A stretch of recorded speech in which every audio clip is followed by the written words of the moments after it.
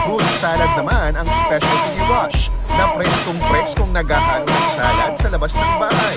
Nadaanan naman namin ang kapitbahay ni Rowena na si Darwin na nililinisan ng muka ng baboy. O bumati ka naman natin.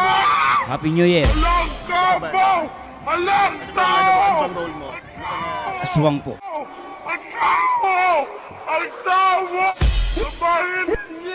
Pinuntahan namin ang bahay ni Rowena at nakibalita sa mga ihahain niya. Mamaya, kayo lang ulit ng full blast ang New Year's Eve party rito. JP po sa DFA. Ano pong niluluto naman? Ano po?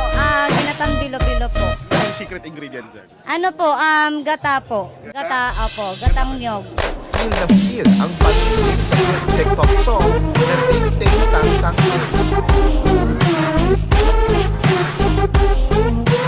Ang ilan naman busy sa pagluluto para sa medianoche. Gaya nito na may malityan pa. Ano pong luto dyan na?